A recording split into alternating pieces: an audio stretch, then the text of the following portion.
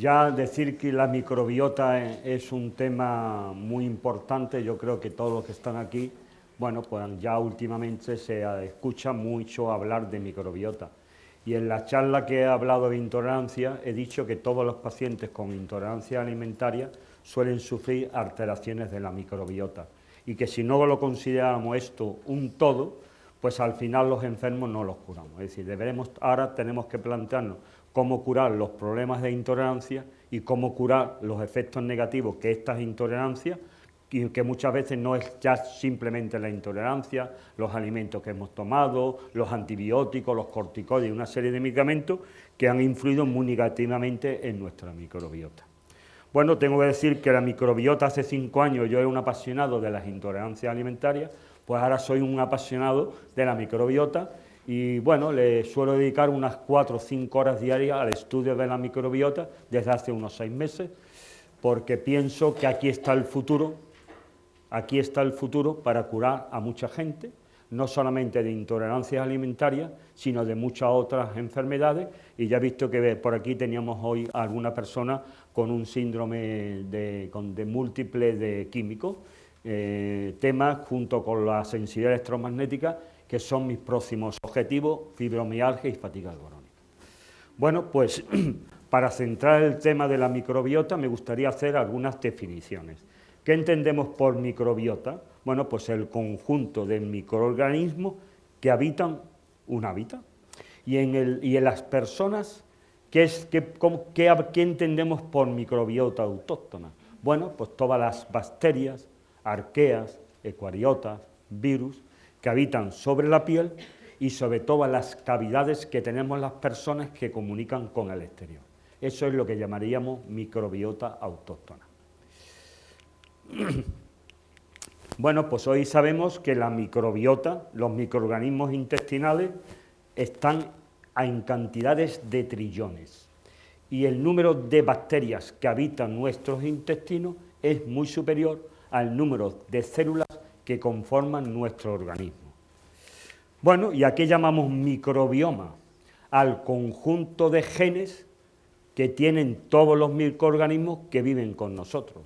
Y este genoma es mucho más grande que el genoma humano, pero tiene una virtud, que podemos modificarlos, podemos jugar con él, lo podemos intentar ponerlo a favor nuestro o en contra nuestra, mientras que el genoma humano es casi imposible modificarlo. En la microbiota nosotros podemos jugar con ellas. Bueno, pues hoy sabemos, ya como le he dicho, y para terminar me gustaría decirle que disbiosis intestinal, que es lo que suelen tener muchos enfermos, es cuando estos microorganismos que habitan con nosotros ya no están en una forma equilibrada, sino se han desequilibrado y andan en cantidades diferentes a las que serían consideradas como normal, aunque en términos normal, hablando de microbiota, es muy complicado decir cuándo algo es normal y cuándo algo es anormal. Bueno, pues aquí tienen ustedes, como yo le he dicho, muchas microbiotas. La nariz tiene una microbiota, las orejas tienen una microbiota, la vagina tiene una microbiota.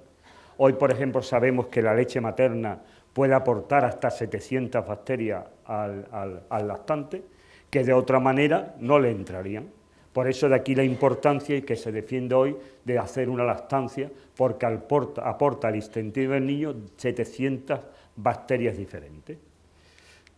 Bueno, pero hoy vamos a hablar aquí de la microbiota intestinal.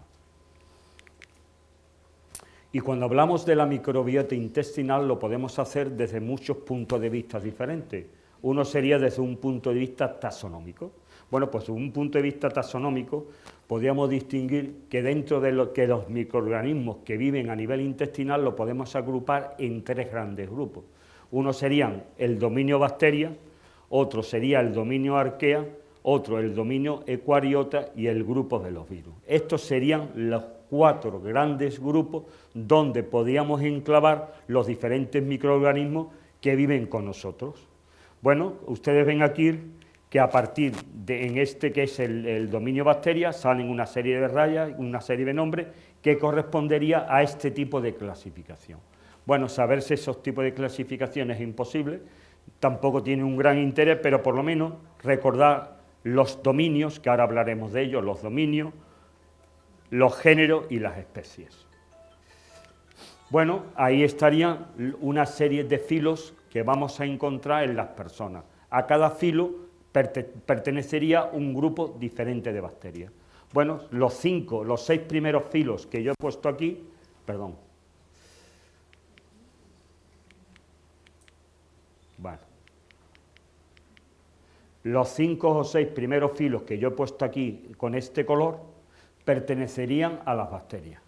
Serían diferentes filos, que son los 6 filos que con más frecuencia vamos a encontrar en las personas. Este filo pertenecería a las arqueas y este filo pertenecería a las eucariotas. Esto sería una manera de cómo yo podría ir explicando la microbiota. Pero creo que al final pues, aprenderíamos muchos nombres, pero no entenderíamos realmente qué es la microbiota. A mí me gusta explicarlo más desde un punto de vista funcional, es decir, vamos a agrupar las bacterias en grupos que realicen una serie de funciones. Y desde este punto de vista funcional podemos distinguir una microbiota muconutritiva, protectora, inmunomoduladora, proteolítica, reductora de sulfuro, y a mí me gusta al final poner lo que se llama una microbiota portadora de LPS. Bueno, vamos a empezar a estudiar qué significa la microbiota muconutritiva. Bueno, pues cuando nosotros abordamos el estudio de la microbiota muconutritiva, nosotros analizamos 2 bacterias y un género de bacterias. Pues la bacteria que vamos a analizar en primer lugar es la Akkermansia municiphala, la segunda el Fecalibacterium plasmidis y el tercero sería el género de la Roseburia. Esas bacterias serían las bacterias que conformarían nuestra microbiota muconutritiva. Vamos a ver qué hace cada una de estas bacterias a nivel intestinal. Bueno, pues la Akkermansia municiphala, que fue descubierta en el año 2004, lo que hace que representa entre un 3 y un 5% del total de las bacterias que viven con nosotros, ¿qué es lo que hace? Pues degrada el moco, se come el moco. Y cuando degrada y se come el moco, produce una serie de sustancias como son oligosacáridos y ácidos grasos de cadena corta. Bueno, ¿y estas sustancias para qué sirven? Pues sirven de sustrato energético a otras bacterias. Sí, la Akkermansia degrada el moco, se alimenta, produce una serie de sustancias, vienen otras bacterias y se comen esas sustancias. Y con esas sustancias otras bacterias crecen, se reproducen y están en cantidades normales. Pero es que además, ¿y cómo hace esto la Akkermansia? Bueno, porque la Akkermansia tiene una serie de sustancias mucolíticas que son capaces de degradar el moco. Bueno, ¿qué pasa con estas sustancias? Pues parte de estas sustancias no solamente van a servir para que las bacterias se lo coman, sino van a pasar a la sangre y vamos a tener una serie de beneficios. Hoy sabemos, por ejemplo, que el acetato es utilizado por el organismo en la generación de energía a nivel muscular. Y el propionato sabemos que interviene en la regulación de la síntesis del colesterol. Bueno, en las diapositivas muchas veces ustedes verán aquí abajo una serie de referencias que sirven de base para lo que yo estoy diciendo más arriba.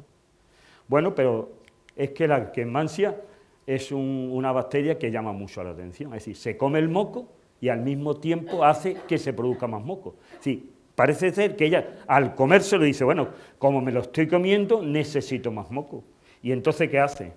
Pues va a estimular a una serie de células que llamamos células caliciformes, que tienen ustedes aquí una foto. ¿Y qué es lo que hace la Akkermansia? Decirle a las células caliciformes, hay que producir moco. Y para ello le manda una serie de estímulos que esta célula lo capta y lo que hace es producir moco. Bueno, pues estas células caliciformes o células de Globé se encuentran a nivel del epitelio. Aquí tienen ustedes una célula caliciforme y aquí tienen ustedes otra célula caliciforme expulsando el moco. Bueno, pues estas bacterias que tienen estas vacuolas aquí tienen dentro una sustancia que se llama mucinógeno.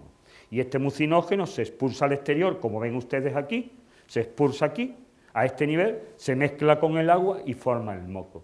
¿Y el moco para qué sirve? Para proteger las mucosas intestinales. Es decir, a medida que el moco va saliendo, va recubriendo toda la superficie de la mucosa intestinal, tanto del intestino delgado como del intestino grueso. Bueno, ¿y para qué sirve ese moco? ¿Para qué producimos este moco? Pues este moco lo producimos para que una serie de sustancias, como son antígenos alimentarios, determinadas bacterias luminales y otras sustancias, no se pongan nunca en contacto directo con las células epiteliales. Es decir, el moco que está aquí, que sería esta capa, pues impediría que todo lo que hay aquí pueda tocar a esto. Porque si este moco no existiera y los alimentos tocaran aquí, se produciría un daño en estas células. Luego el moco se comporta inicialmente como una barrera física de protección. Pero bueno, las cosas no son tan fáciles. Pues hoy sabemos que el moco no es solamente una barrera física que nos protege, sino que a partir del moco se producen una serie de sustancias, de estímulos, que van a estimular a una célula que llamamos célula dendrítica, que está aquí, y esta célula dendrítica tiene unas prolongaciones, y si se encuentra en la lámina propia. Y esto forma parte de lo que conocemos hoy como nuestro sistema inmunitario innato. Bueno, pues estas células dendríticas, miren ustedes por aquí cómo se mete una de sus prolongaciones y se pone a nivel del moco. Bueno, pues eso está ahí quieto y el moco de vez en cuando le manda unas órdenes que son captadas por esta superficie.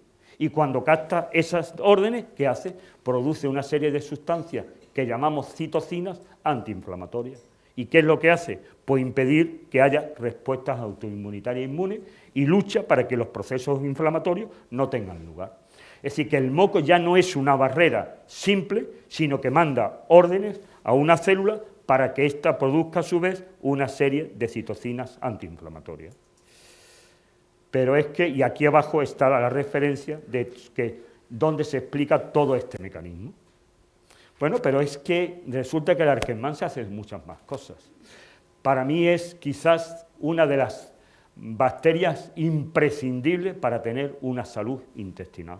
Bueno, pues produce una serie de sustancias llamadas endocannabinoides que van a participar en la regulación de procesos inflamatorios, en la secreción de hormonas e incluso en la permeabilidad intestinal. Bueno, pues en el año 2017 se diagnostica una segunda Arquemania en una serpiente pitón. Y esta serpiente pitón, a esta nueva Arquemania se le llama Arquemania glicanifila, que sabemos que por lo menos estimula y degrada el moco como hace la Arquemania municipila. Es decir, ya no tendríamos una sola Arquemania, sino tendríamos dos tipos de Arquemania. Bueno, por lo cual el género de la Arquemania ya no solamente tendría la Arquemania municipila, sino también tendría a la Arquemania glicanifila. Bueno, pues hace 2 meses fuimos el primer grupo en España que ha diagnosticado una Arquemania glicanifila en este paciente, aquí lo ven ustedes, que tiene una Arquemania glicanifila, aunque desgraciadamente en unas proporciones muy pequeñas. Este es el primer caso de España que se ha diagnosticado de una paciente de esta nueva Arquemania publicada hace 2 años en una serpiente pitón. Bueno, pues, pero aquí le presento el primer caso publicado y diagnosticado hace 7 días por el grupo nuestro, donde la Arquemania ya no solamente es una Arquemania, sino que este paciente ya tiene las 2 Arquemanias, tanto la Arquemania municipila como la Arquemania glicanifila. Aquí tienen ustedes una y aquí tienen ustedes otra. Este es el primer caso que se ha publicado, que se ha encontrado en España, donde encontramos una paciente que ya tiene las 2 Arquemanias. Con esto quiero decir que a partir de ahora ya no hablaremos de Arquemania municipila solo, sino que deberíamos hablar del género de las Arquemanias. Bueno, pero es que el moco no solamente es una barrera física, no es solamente algo que manda órdenes a las células dendríticas, el moco hace mucho más. Bueno, pues hoy sabemos que a nivel del moco hay 2 capas, una capa externa agitada y una capa externa que llamamos gliocali. Pues vamos a decir algo de la capa externa. Bueno, pues aquí tendrían ustedes una representación esquemática de esto serían las células epiteliales y aquí tendríamos el moco. El que está más interno sería el glicocali y el que está fuera, esto sería la capa externa o agitada. Bueno, ¿y para qué sirve esta capa externa o agitada?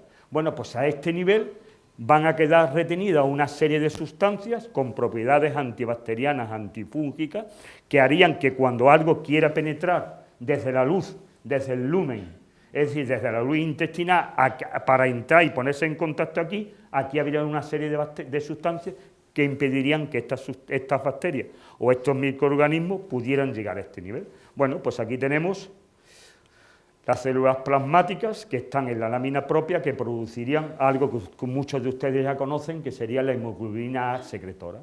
Bueno, pero aquí tenemos otras sustancias, otras células, que aquí la tienen ustedes, que son las células de Panet, que están a nivel de las cristas, que producirían sustancias como son la lisocina, la defensina. Es decir, todas esas sustancias, al final, quedarían retenidas, se producirían, y desde aquí subirían hasta esta zona, y desde aquí pasarían aquí y se quedarían en esta zona para defendernos de otras bacterias. Pero además, este moco, esta capa externa es imprescindible, porque las bacterias que habitan con nosotros de una forma continuada, donde están es a nivel del moco, es decir, en esta capa, no en esta capa, y lo hago hincapié porque en algunas charlas dije que estaban en esta capa, no. Las células comensales que habitan con nosotros están en la capa externa. Luego, si no hay capa externa o insuficiente capa externa, pues tendremos cada día menos células que puedan habitar de una forma permanente con nosotros. De aquí la importancia que yo le doy a tener una buena arquemansia y que se produzca una gran cantidad de moco para poder llevar a cabo todas estas funciones. Bueno, aquí un resumen de todo lo que es capaz de hacer las arquemansias. Bueno, y la segunda bacteria de este grupo, que es fundamental, es el Fecalibacterium prausnitzii. ¿Y por qué el Fecalibacterium prausnitzii es tan fundamental? Bueno, pues produce ácidos grasos de cadena corta, pero aquí el que nos interesa es el ácido butírico, porque el ácido butírico es el alimento fundamental de las células epiteliales que conforman las mucosas intestinales, y sobre todo de los colonocitos. Es decir, si nosotros no tenemos ácido butírico, no podemos dar de comer a nuestros colonocitos. Y si los colonocitos no comen, se deteriorarán, se estropearán y empezaremos a tener problemas. Pero es que además el ácido butírico no es solamente la fuente de alimentación de los colonocitos, sino que tiene la capacidad de ser una sustancia muy antiinflamatoria. Entonces lucharía contra los procesos inflamatorios intestinales por una serie de mecanismos que aquí he recogido, que no voy a entrar en ellos, pero recuerden ustedes, alimenta a los colonocitos y tienen la capacidad de ser sustancias antiinflamatorias que actúan por esos diferentes caminos que yo le he puesto aquí. Pero es curioso, además, que este ácido butírico hace algo más, y esto está muy bien estudiado en los animales. Pues cuando tomamos ácido butírico en determinadas zonas de las mucosas epiteliales, se crean determinadas zonas hipóxicas,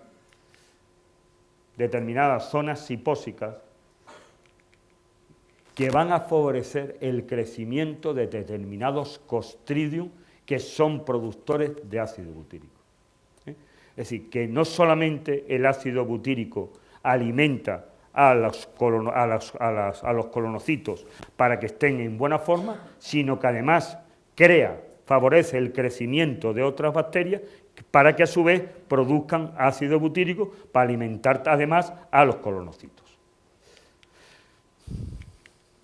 Bueno, el tercer grupo sería el grupo de las roseburias. Sería otro grupo que hoy sabemos que está constituido por 5 especies y producen ácidos grasos de cadena corta. Y aquí el que me interesa es el butírico, lo cual ya tendríamos el Fecalibacterium prausnitzii y los roseburias, que serían los que producirían ácido butírico para alimentar a los colonocitos. Bueno, hoy sabemos que hay un género que se llama el género de Bacterium, que no pertenece a esta microbiota, sino que pertenece a la microbiota protectora, pero dentro de él hay 3 bacterias que producen ácido butírico. Y estas bacterias además parece que están muy relacionadas con el género Roseburia y lo que hace es protegerlas, impedir que alguien las ataque. Bueno, pero hoy sabemos ya, hace 7 días, la Eubacterium aili, que está aquí abajo, se ha vuelto a reclasificar. Una de las cosas que tenemos hoy en la clasificación de las bacterias es que de vez en cuando son reclasificadas en otros grupos porque se estudian más en profundidad y aparecen. Bueno, pues la Eubacterium aili, que estaba aquí, en el género Eubacterium, hace 7 días que en la base taxonómica de los Estados Unidos se ha clasificado en este nuevo grupo, pero sigue produciendo ácido butírico, aunque ya la hemos incluido en otro grupo. Bueno, pues aquí tienen ustedes un paciente donde vemos la roseburia. Hemos dicho que hay 5 bacterias que pueden pertenecer a este grupo, pero cuando estudiamos este paciente, este nada más que tiene una. Solamente tiene una bacteria de las 5 que podías tener.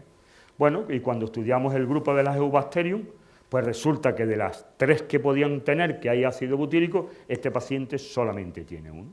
Así que hoy estamos descendiendo a niveles de especies que nos están haciendo comprender mucho mejor el comportamiento de nuestra microbiota. Bueno, pues aquí yo les recojo todas las partes de las bacterias que son capaces de producir ácido butírico. Antes siempre decíamos en los estudios que veíamos de microbiota, Fecalibacterium prausnitzii. No. Fecalibacterium prausnitzii quizás es la bacteria más importante en la producción de ácido butírico, pero como vemos aquí, hay muchas más bacterias que pueden producir ácido butírico y no pertenecen a la microbiota muconutritiva. Bueno, pues hemos dicho que había 5 Clostridium, hay 5 Clostridium que producen ácido butírico, que si yo se lo he recogido aquí. Estos son productores de ácido butírico. Pero cuando estudiamos los Clostridium de este paciente, resulta que este paciente no tiene ningún Clostridium productor de ácido butírico. Y cuando nosotros estudiamos el resto de las bacterias que pueden producir ácido butírico, pues de todas estas bacterias, este paciente solamente tiene una, que aquí la tienen ustedes recogida. Así que hoy podemos hacer estudios de todas las bacterias que sean productoras de ácido butírico y por consiguiente tener una idea mucho mejor de lo que está pasando con el ácido butírico, que como les he dicho es fundamental para alimentar a los colonocitos, que son las células que forman el epitelio del colon. Bueno, y todas estas funciones del Fecalibacterium prausnitzii, de la Akkermansia y de la roseburia, ¿para qué sirven? Porque para algo tiene que servir. Pues sirve para mantener la integridad de la barrera intestinal. Bueno, pues la barrera intestinal está formada por el moco, con todas sus propiedades, no solamente como una barrera física, sino que el moco hemos visto que tiene muchas más propiedades, y además por la integridad de las células epiteliales. Y para que tengamos una integridad de las células epiteliales, lo primero que tenemos que hacer es alimentar a nuestros colonocitos. Luego, si no tenemos moco y si no tenemos ácido butírico, de mala manera vamos a conseguir mantener la integridad de la barrera intestinal. ¿Y para qué sirve la barrera intestinal? Pues para una cosa fundamental, para que el contenido intestinal esté totalmente separado del resto de nuestro organismo. Es decir, que si nosotros tenemos una barrera intestinal en perfectas condiciones, el contenido intestinal no pasará al interior de nuestro cuerpo. De aquí la importancia de tener Akkermansia y células productoras de ácido butírico. Bueno, pues si esto falla, ya esta diapositiva ya se la he puesto algo, aparecerá un riñón con estos agujeros y por aquí empezará a colarse todo alimento, virus, bacterias, todo lo que pueda penetrar a través de eso. Por consiguiente, para que esto no ocurra, tenemos que tener una barrera intestinal lo más sana posible, en perfectas condiciones, para que esto no nos ocurra. Porque si esto nos ocurre, pasamos a un estado de gravedad mucho más importante del que teníamos hasta entonces. Y esto es una cosa importante de entender y de comprender. Bueno, hay una permeabilidad que ya lo he explicado antes, fisiológica, simplemente lo recuerdo, en el que existen una serie de proteínas, y aquí están, que son las uniones estrechas, como dije antes, que son las que regulan qué cantidad penetra, porque ya dije antes que los alimentos no solamente penetran por los enterocitos, sino también por los espacios paracelulares. Y los que regulan lo que entra por los espacios celulares son estas proteínas de las uniones estrechas, donde forman parte de ellas la zonulina. Bueno, pues si esto no funciona y estas uniones estrechas se rompen, pues ya sabemos que lo que pasa es que tenemos un riñón agujereado, empiezan a penetrar todas estas sustancias y se produce todo este fenómeno de activación del sistema inmunitario y al final tenemos un proceso inflamatorio sistémico, como ya antes expliqué. Luego, de aquí la importancia, cuando estudiamos la microbiota, de saber qué capacidad tiene nuestra microbiota de producir moco y qué capacidad tiene nuestra microbiota de alimentar a nuestros colonocitos.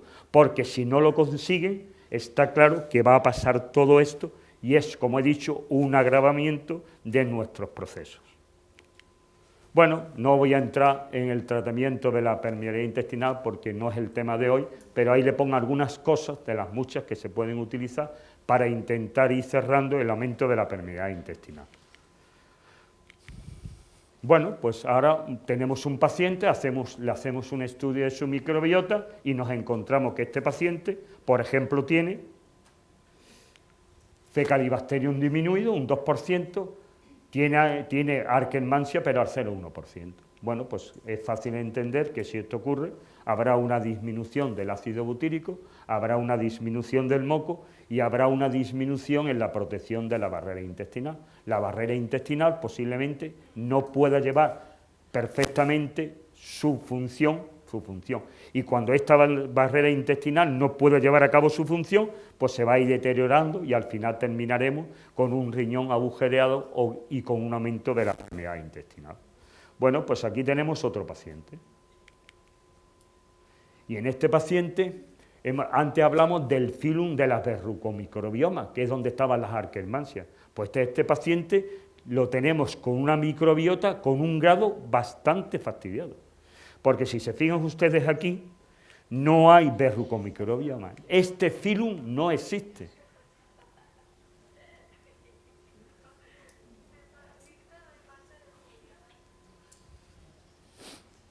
Bueno, y cuando esta verrucomicrobioma no existe, ¿qué pasa? Pues no hay Akkermansia. Y si no hay Akkermansia, no hay estímulos de las células caliciformes. Y si no hay estímulo de la célula calciforme, no hay moco. Y si no hay moco, pues desgraciadamente no hay protección. No hay protección. Y esto es una situación grave, porque Akkermansia no las podemos dar. No existen probióticos que podamos dar de Akkermansia. Luego a este paciente lo podemos mejorar, le podremos proteger, pero no lo podremos curar, porque no tenemos todavía probióticos que contengan Akkermansia. Sé que hay unos estudios, hay unos laboratorios que están estudiando, yo pienso que en un par de años los tendremos, pero en este momento este paciente no lo podríamos curar. Es decir, que las alteraciones de la microbiota pueden ser tan importantes que perdamos filos enteros de bacterias. Filos enteros de bacterias. Y aquí tienen ustedes un ejemplo de lo que estoy diciendo. Este paciente no tiene el filo verrucomicrobia, no existe. Bueno, aquí tenemos otro ejemplo de Akkermansia, que fíjense ustedes, porque este es un caso que lo he visto hace 2 días. Y está puesto aquí porque es curioso. Fíjense usted esta paciente que tiene un 9% de Akkermansia. Es decir, normalmente tenemos un 3% de Akkermansia. Esta paciente tiene 3 veces más. Y si ustedes me preguntan por qué, yo no les sabría contestar. Pero tiene un 9% de eso. Lo que esta paciente tiene una hiperproducción, puede tener un aumento excesivo de moco. Pero aquí hay algo más. Es que Fecalibacterium pneumoniae prácticamente no tiene. Roseburia muy baja. Género Eubacterium no tiene. Clostridium productores de ácido butírico no tiene. Es decir, tiene mucha moco, pero no tiene el alimento para los colonocitos. Sí, por una parte el Akkermansia estaría protegiendo a las células epiteliales, pero por otra parte no le daríamos de comer a nuestros colonocitos. Pero no pongo esto por esta cosa, sino si nosotros miramos mejor a este paciente y estudiamos los firmicutes, que es otro filo muy importante, Pues este paciente lo tienen prácticamente reducido a nada. Es decir, lo tiene al nivel de un 6, un 7%, cuando el filo este filo tendría que estar alrededor de un 30 o un 40%. Pero cuando nosotros estudiamos más detenidamente este filo de los firmicutes, aparece aquí una bacteria que yo no conocía hasta hace 2 días. Y esta bacteria se llama, que aquí la tienen ustedes, perdón, aquí la tienen ustedes, que se llama Megafera hexanoico y que está en un 4% a nivel de esto. ¿Y esta bacteria qué hace? Pues esta paciente que no tiene ácido butírico, pues encima esta bacteria se lo come. Sí, esto no lo sabíamos hace meses, que podía existir bacterias que se comen el ácido butírico. Aquí tienen ustedes el trabajo donde se demuestra que esta bacteria se come el ácido butírico para producir ácido caproico. Cuando tenemos cantidades suficientes de ácido butírico no pasa nada, pero cuando tenemos escasez de ácido butírico, el tener una bacteria que a su vez es capaz de comer el ácido butírico, pues no sería nada bueno para el paciente. Bueno, pues hoy todas estas cosas y otras las estamos aprendiendo poco a poco con estos nuevos estudios que estamos haciendo de microbiota.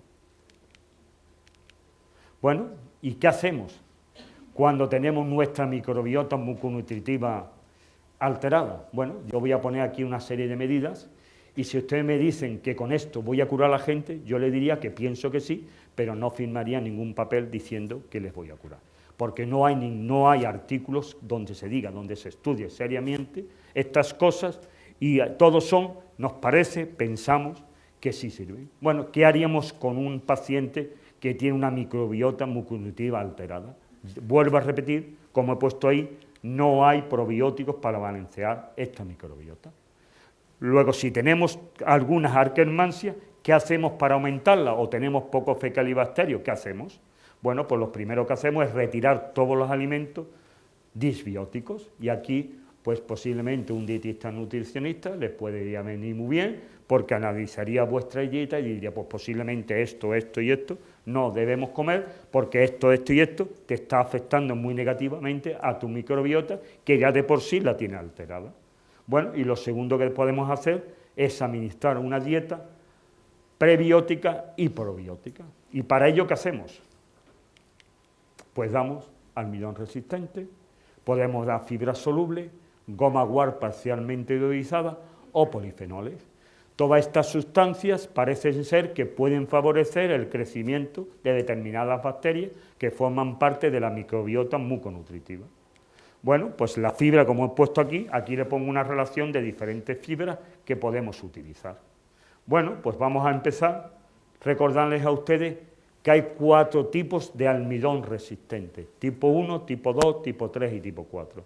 El tipo 1 generalmente no nos vamos a comer porque nadie nos vamos a comer los granos de trigo, masticar granos de trigo. Luego realmente los que nos interesan sobre todo son el tipo 2 y el tipo 3. Porque el tipo 4 es un tipo de almidón que se encuentra en los alimentos y no se debería comer, como después explicaré el por qué no se debería comer. Luego vamos a poner nuestra atención en el tipo 2 y en el tipo 3. Bueno, pues aquí hay una serie de alimentos que ya antes Michael lo ha recordado, que son los plátanos no maduros y el plátano macho, pues tendrían, por ejemplo, un almidón tipo 2, y además ahí le pongo las cantidades en las que se encuentran.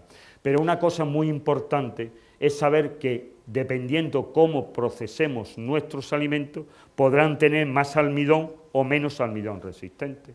Bueno, aquí le he puesto un ejemplo. Si ustedes cuecen una patata y la enfrían a una temperatura de 4 grados, como mínimo 5 horas y mejor de un día para otro, pues esa patata incrementaría su almidón resistente en 5,8 gramos. Pero si esa patata en igual de cocerla la metemos al horno y la hacemos al horno y después la enfriamos, resulta que esa patata tendrá 19,2 gramos de almidón resistente. Sí, ahí le pongo serie de alimentos y además le pongo diferentes formas de cocinarlas para que tengan ustedes más almidón resistente.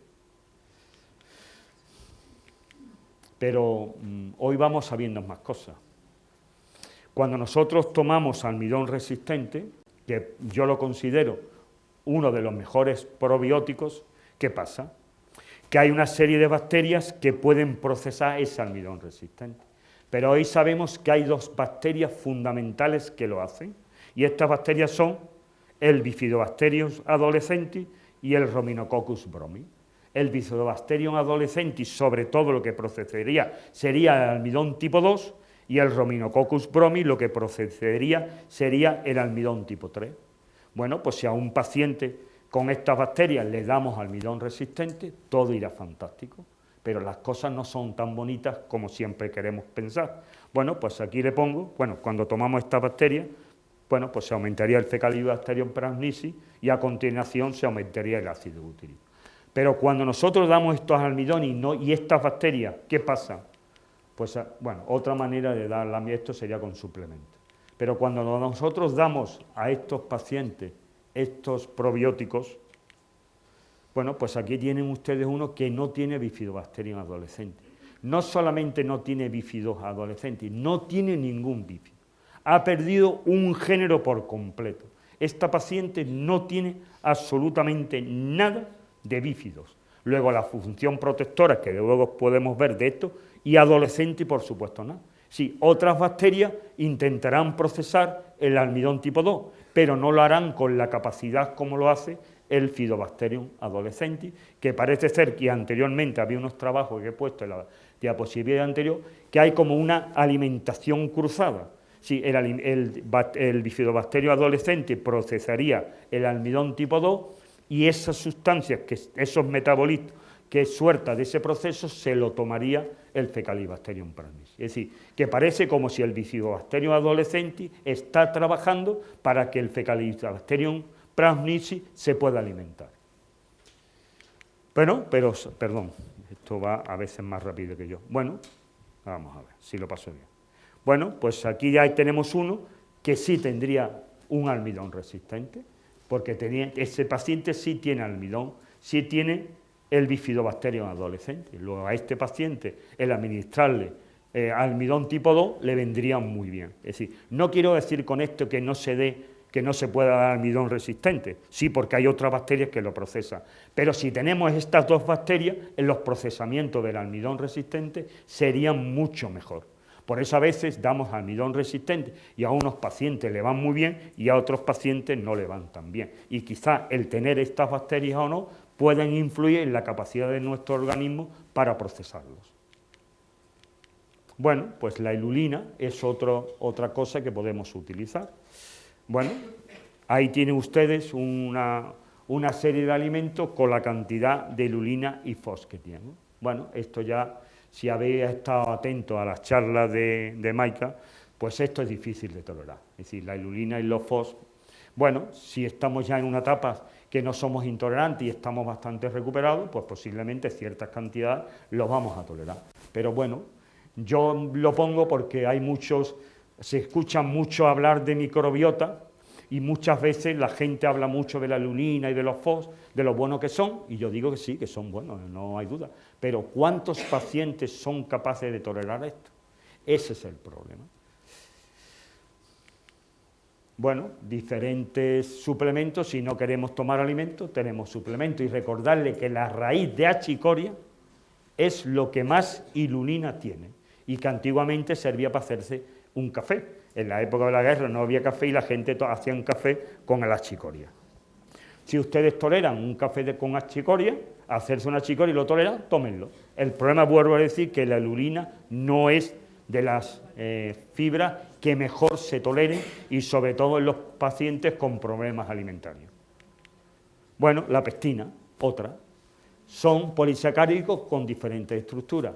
¿Qué pasa? Que cuando comemos unas pectinas alimentaremos a unas bacterias y cuando comamos a otras pectinas daremos de comer a otras. Es decir, no cualquier pectina sirve para todas las bacterias, sino que digamos que cada bacteria tendría una afinidad diferente por un tipo de pectina. Bueno, pues aquí tienen ustedes cosas que tienen pectina.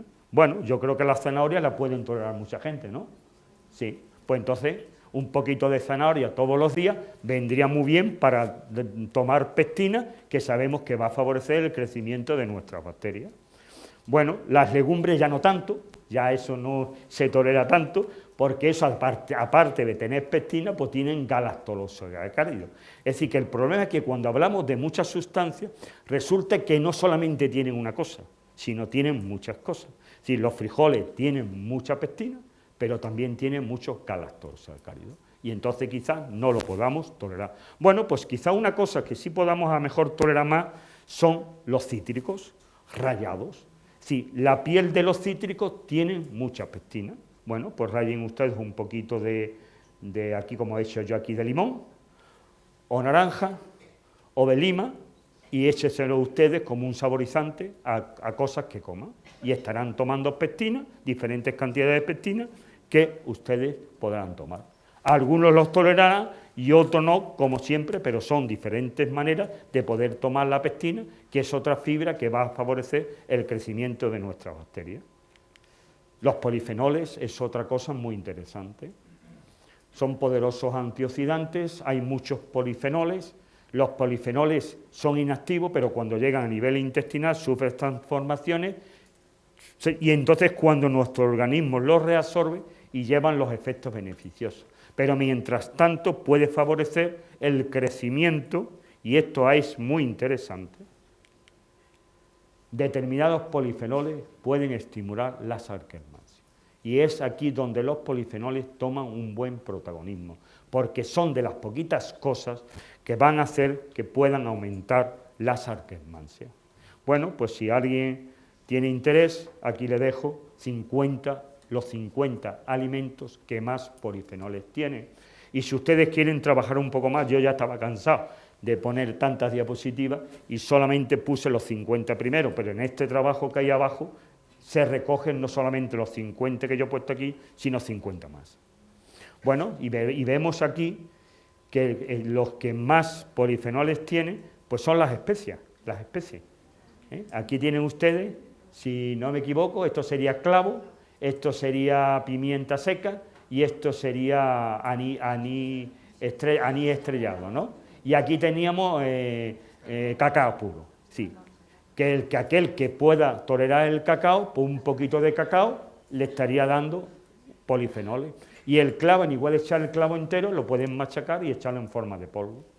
Le dará sabor y además se lo comerán.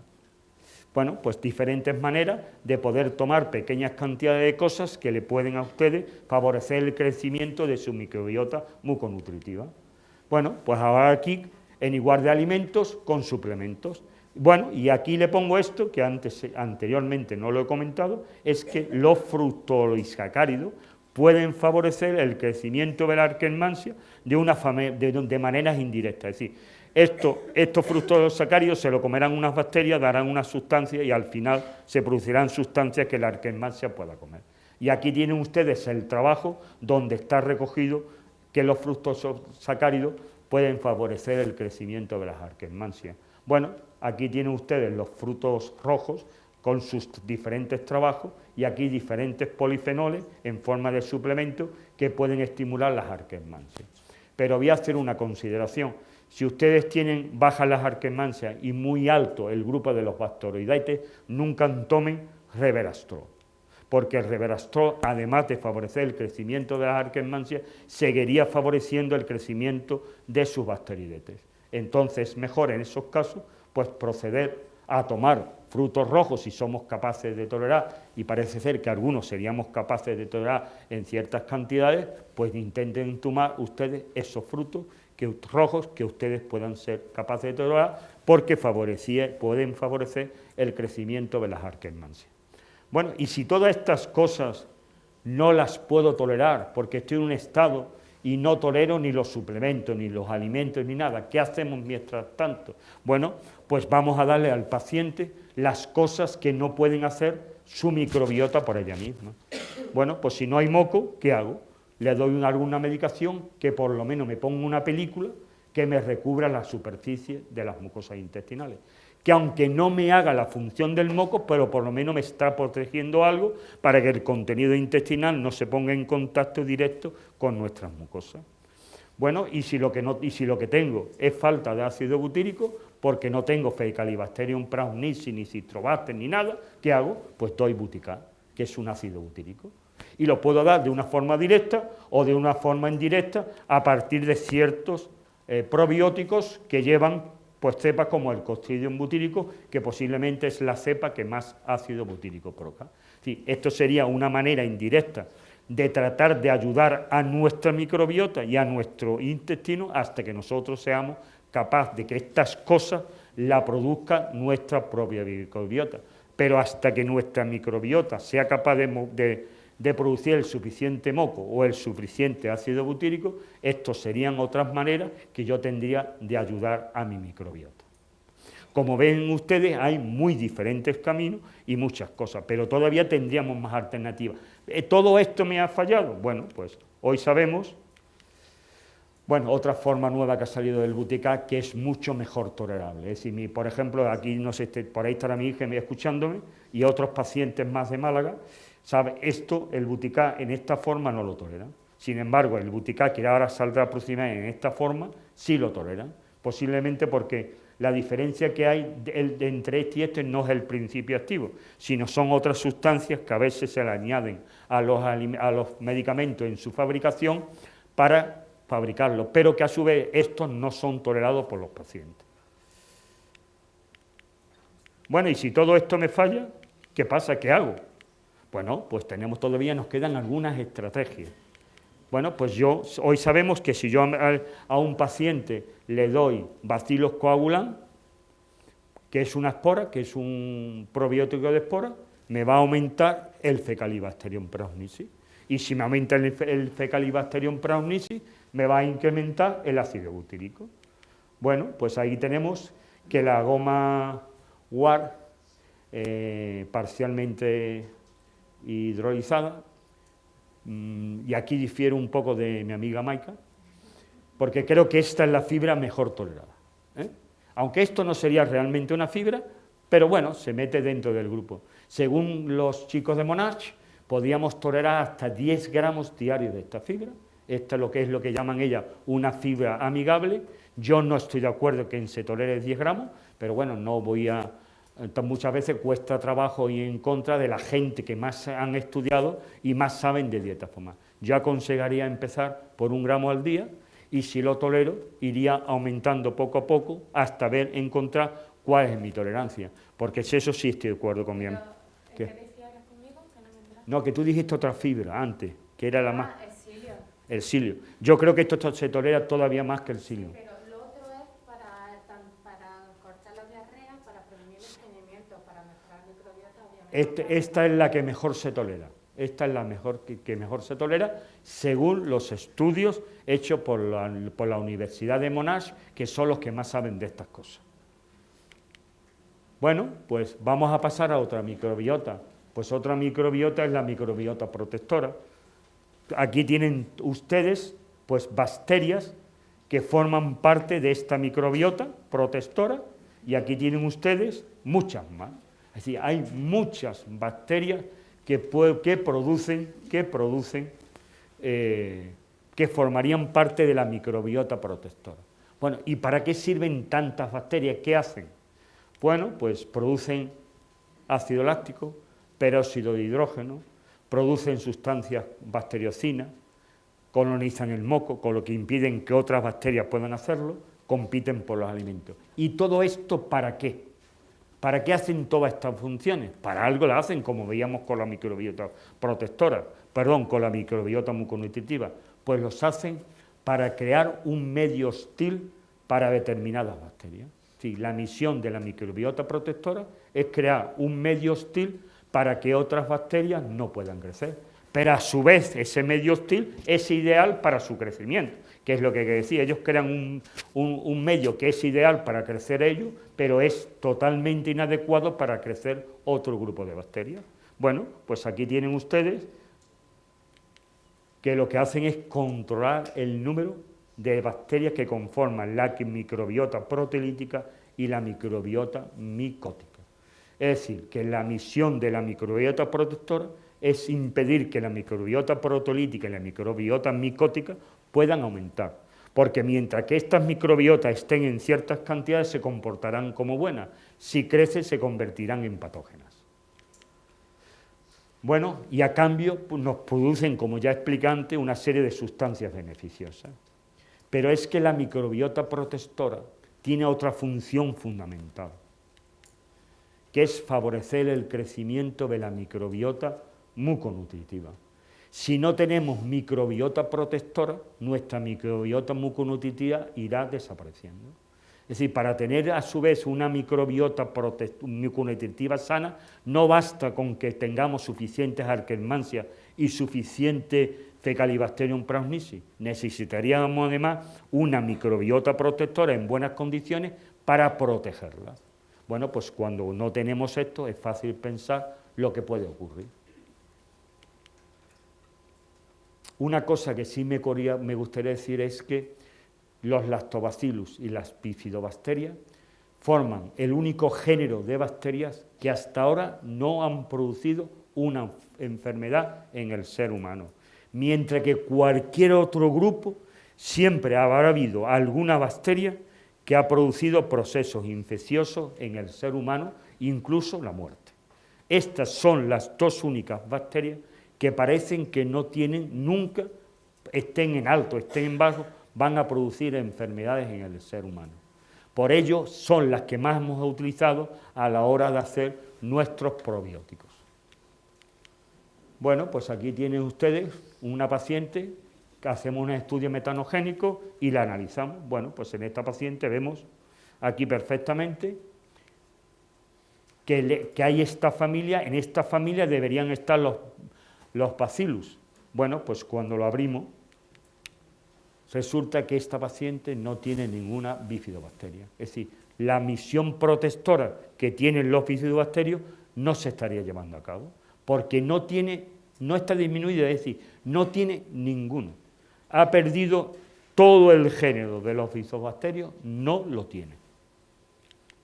Bueno, ahí tenemos una persona que aquí está la familia de los lactobacillus, en una cantidad muy baja, y dentro de estos lactobacillus estarían todas estas bacterias que llevan a cabo una función protectora porque producen ácido láctico. Bueno, pues en esta paciente, solamente de todos los que puede tener, solamente tiene 3, y además en cantidades muy pequeñas. Si solamente tiene alguno y en cantidades muy pequeñas, posiblemente la misión protectora que hace produciendo ácido láctico no la llevaría a cabo. Bueno, pues aquí tenemos otro ejemplo de un paciente que prácticamente no tiene lactobacillus, porque los lactobacillus lo pueden conformar cientos de bacterias, y si solamente representa el 0,2% del total de las bacterias, pues es fácil entender que la misión protectora de este grupo ni existe. Pero fíjense ustedes que esto es una cosa muy, muy interesante, bueno, para el que lo ve, no para el que lo tiene. Que vean ustedes que este filo, que son el filo de los basteroides, este es el filo de los finuquetes. Pues fíjense ustedes los lactobacillus, esto que debe ser muy importante, lo que pequeño que es comparado con el resto que estamos viendo hoy. Bueno, pues ahora, ¿qué hacemos cuando nuestra microbiota está alterada? Esta microbiota protectora está alterada, pues siempre lo mismo, retiramos los alimentos disbióticos y intentamos administrar una dieta prebiótica y probiótica. Bueno, pues aquí tienen ustedes alimentos fermentados, fibras solubles, una serie. Pero aquí, afortunadamente, sí tenemos probióticos. Así que aquí sí hay probióticos. Pero yo siempre pienso que si podemos modificar nuestra microbiota con alimentos, es una manera ideal de hacerlo. Bueno, pues hemos empezado por alimentos fermentados. Ya lo comentó antes Maika, que los alimentos fermentados en los pacientes con intolerancia alimentaria no todo el mundo lo tolera. Quizás el yogur, el kéfir, sí, el chucrú. Bueno, sí, yo haría chucrú con una cosa que se llama, si no me acuerdo, ¿cómo era, Cristina? ¿Cómo? El pak choi, que es lo mismo que el chucrú, pero no tiene la cantidad de sustancia. Entonces, si hacemos un chucrú con pak choi, que es una col que viene, es una col asiática, sería mejor tolerable. Es decir, si ustedes hacen un chucrú con pak choi, quizás lo puedan tolerar y puedan tomar pues alimentos fermentados que son muy buenos. Una cosa muy interesante y que yo defiendo mucho es que yo creo que el kéfir es una buena manera de dar probióticos. Y además tiene una serie de bacterias que no la van a encontrar en todos los probióticos. Pero a veces las cosas no son tan bonitas, y hemos hecho un estudio últimamente en un kéfir de una chica de Málaga, y el kéfir, bueno, yo diría que está contaminado por una bacteria que se llama una bacteria fitosanitaria, y la mayor parte de ese kéfir no tenía las bacterias que debía tener, sino tenía una bacteria fitosanitaria. ¿Cómo esa bacteria fitosanitaria ha llegado a ese kéfir? No lo sé, pero está allí, y ya próximamente pondremos el trabajo, como a veces los kéfir hechos en casa hay que tener mucho cuidado, y eso que dicen que en el kéfir está protegido y no puede entrar nada, yo no lo sé. Nosotros expondremos la publicación donde vemos que el kéfir está contaminado por una bacteria que normalmente no está en el humano, es una bacteria que se utiliza en medios del campo, y esa bacteria ha llegado y ha colonizado el kéfir. ¿Cómo? No lo sé, pero allí está. Bueno, el nato es otro probiótico. Bueno, la microbiota protectora, ya hablamos antes de algunas fibras, ya también los betaglucanos, los galactosacáridos, los mucílagos, el lino, la chía, la semilla de plántago, las algas, todos estos tipos de fibras nos aportan una serie de sustancias beneficiosas para el crecimiento. Lo vuelvo a repetir, el problema está que los galactosacáridos no lo toleran mucha gente, los copos de avena quizás más, y quizás algún tipo de semilla de lino, chía en pequeñas cantidades sí se pueden tolerar. A mí me gusta siempre el lino y la chía tenerlos en remojo una noche entera para que se suelte el mucílago y tenga algunos efectos sobre el resto de la sustancia que tiene el chío y el lino y la chía, que hace que se puedan tolerar de una manera mejor. Si el lino directamente yo prefiero fermentarlo y que suelte el mucílago que lleva en su interior. Bueno, aquí las cosas son más fáciles. Tenemos prebióticos de todos los tipos. Aquí le he vuelto a poner las fibras Sunfiber. Bueno, y probióticos todos los que quiera. Yo utilizo mucho los probióticos americanos que van con tecnología fago, porque cuando llaman tecnología fago, los fagos lo que hacen es matar determinadas bacterias patógenas de nuestro intestino, y estas bacterias patógenas después tendrían una acción prebiótica, serían comidas por otras bacterias. Bueno, probióticos hay muchos, todos los que ustedes quieran. Ahora están puestos de moda, si ustedes lo conocen, los probióticos de cuarta generación, que parece ser que están hechos a partir de cepas humanas y no de cepas de animales. Bueno, pues todo lo que ustedes quieran. Bueno, a veces no solamente está disminuida los lactobacilos, sino hay otras bacterias que pueden también estar disminuidas. Fíjense ustedes en esta paciente que solamente tiene un 3% del género, esto es Phenicute, y nada más que tiene un 3%. Bueno, pues cuando los bacillus estamos disminuidos, tenemos lo que llamamos los probióticos de esporas. En España no son muy utilizados, yo sí lo utilizo muchos. En Estados Unidos llevan más de 30 años utilizándose y no han dado nunca ningún problema.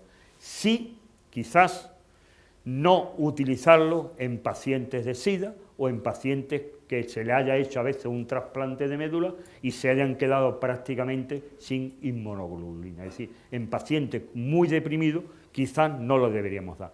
Para el resto de los pacientes a mí me parece un probiótico muy bueno y que además yo utilizo mucho para el SIBO.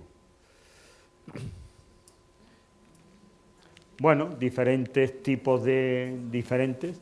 Y bueno, y una cosa por la que a mí me gustan mucho las esporas estas es porque disminuye el efecto de translocación de los LPS. Bueno, aquí publicaciones sobre estos probióticos para convencernos de todas las cosas que hacen y para saber que no pasa nada con ellos. Aquí lo tienen ustedes.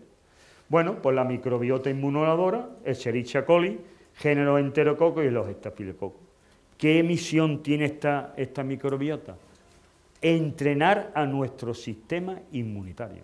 Si no tenemos estas bacterias, nuestro sistema inmunitario no estará entrenado y no será capaz de dar una respuesta acorde con las circunstancias.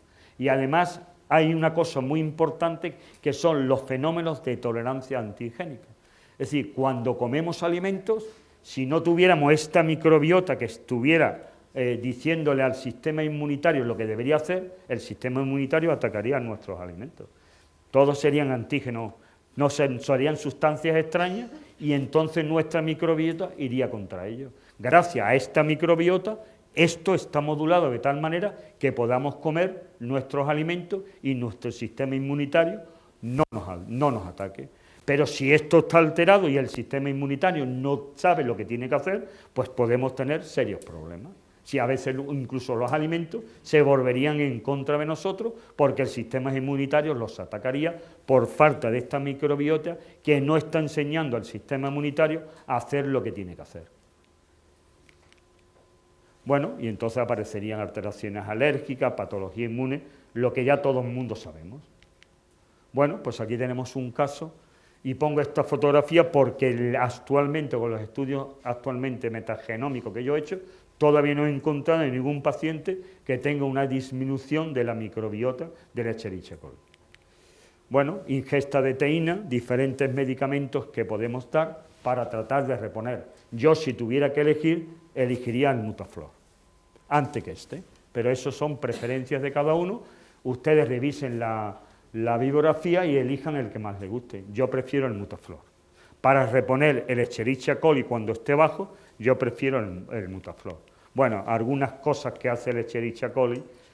Bueno, pues aquí tenemos un paciente que no tiene ni los enterococos, los tienen muy reducidos y no tiene y aparte prácticamente no tiene estafilococo. Luego, este paciente, indiscutiblemente, si los enterococos están muy reducidos y no tiene estafilococo, su misión inmunadora no se llevará a cabo. Bueno, pues en este paciente, la ingesta de cebolla, manzana, brócoli y ciertas frutas cítricas pueden aumentar el número de los enterococos.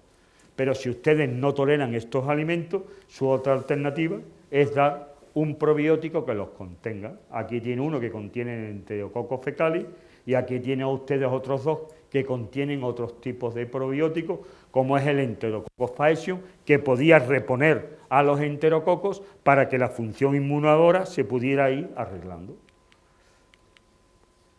Bueno, microbiota proteolítica. Ya dijimos antes que para tener una microbiota proteolítica en condiciones normales hay que tener, bueno, pues lo que hay que tener es una microbiota protectora adecuada, porque cuando no tenemos una microbiota protectora, la microbiota proteolítica aumenta y cuando aumenta pasa de ser beneficiosa a ser francamente patógena. Bueno, pongo aquí, ¿qué pasaría? Todo esto es lo que pasa cuando nuestra microbiota proteolítica aumenta. Y aquí se produce una serie de sustancias tóxicas para nuestro intestino. Parte de estas sustancias van a pasar al torrente sanguíneo y vamos a someter a nuestro hígado a un trabajo excesivo y mucha gente dice que eso puede ser causa de un hígado graso. Bueno, pues todas estas cosas negativas se producen cuando nuestra microbiota proteolítica se descontrola.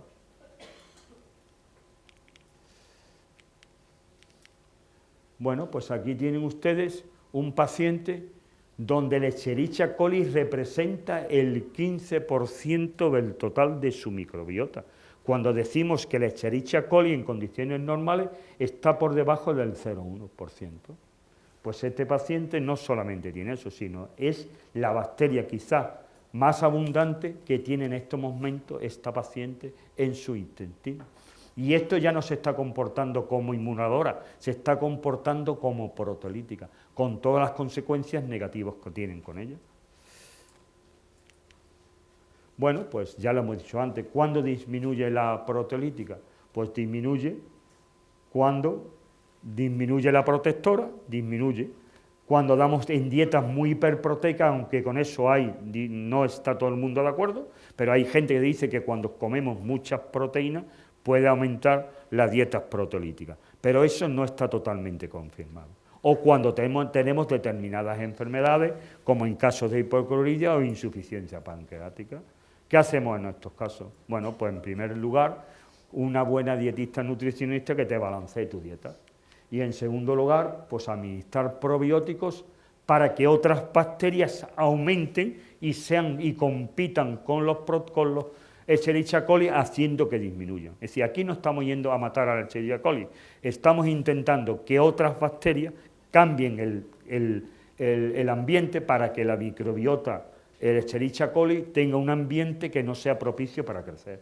Bueno, pues aquí tienen ustedes algunos probióticos. Cuando tenemos enfermedades, pues damos betaína y en otros casos damos enzimas.